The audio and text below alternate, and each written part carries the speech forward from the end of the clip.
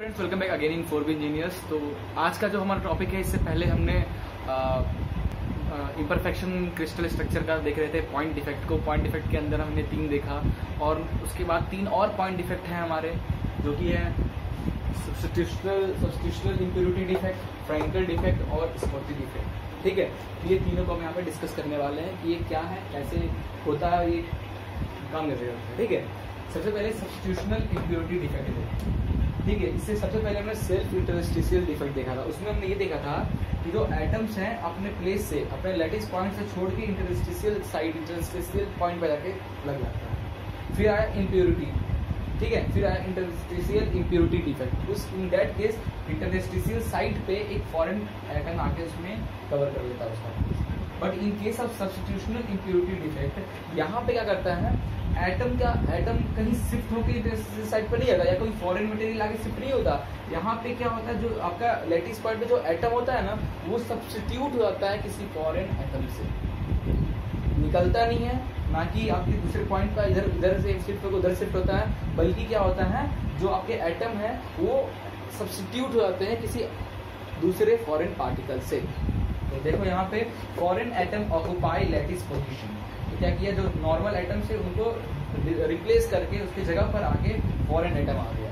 तो due to this, इसको हम लोग बोलते हैं, इस क्रिस्टल में ऐसा डिफेक्ट जो होता है उसको हम बोलते हैं सब्स्टिट्यूशनल इम्प्योरिटी डिफेक्ट। तो due to this foreign atom क्या होता है कि आपके ये फॉरेन एटम के कारण क्या होता है, आपकी क्रिस्टल का डेंसिटी बढ़ती है। तो क्रिस्टल की अगर डेंसिटी बढ़ रही है, दिस मीन्स क्रिस्टल की स्ट्रेंथ और हार्डनेस दोनों बढ़ रहे हैं।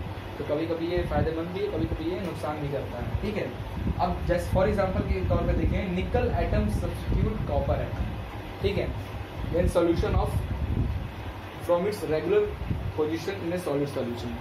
ये सॉलिड सॉल्यूशन क्या करता है, निकल एटम जो है कॉपर को सब्स्टिट्यूट कर देता है। कॉपर की जगह पे क्या आ जाता है, निकल आ जाता है उसके पोजीशन पे। ठीक है, in a solid solution of this copper nickel solution. Okay, now Frenkel defect. अब फ्रैंकल डिफेक्ट के बारे में देखते हैं। फ्रैंकल डिफेक्ट जो होता है, जनरली इन सेरेमिक टाइप जो मटेरियल होते हैं उसमें आपको देखने को ये डिफेक्ट मिलेगा।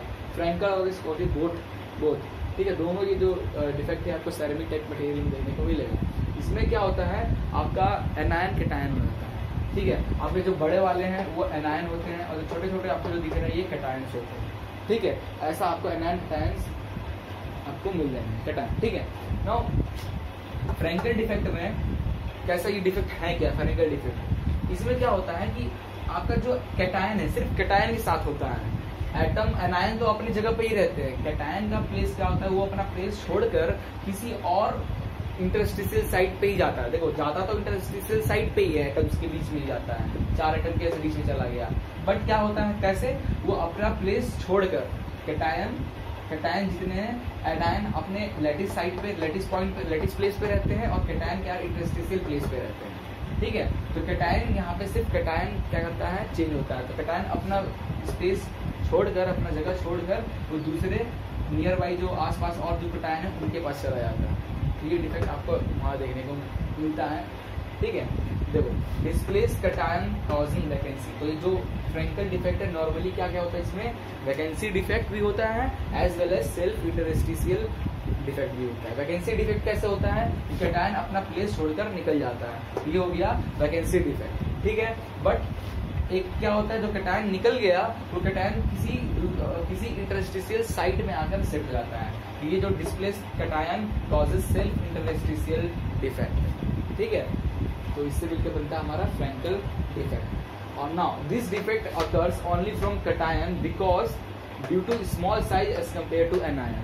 तो जनरली कैटायन के साथ इसलिए होता है क्योंकि एज कम्पेयर टू एनायन, यहाँ कैटायन जो है बहुत छोटा साइज है, जिसके कारण ये डिफेक्ट जनरली कैटायन में ही होता है। तो ये जो डिफेक्ट ऐसा हो रहा है कि वैकेंसी डिफेक्ट भी हो रहा है और सेल्फ इंटरस्टिशियल डिफेक्ट भी हो रहा है, इसके साथ कैटायन के साथ, उस टाइप का डिफेक्ट को हम बोलते हैं फ्रैंकल डिफेक्ट। ओके, फिर आता है हमारा स्कॉची डिफेक्ट। स्कॉची डिफेक्ट में क्या होता है, ये भी सेरेमिक टाइप मटेरियल के साथ ही होता है।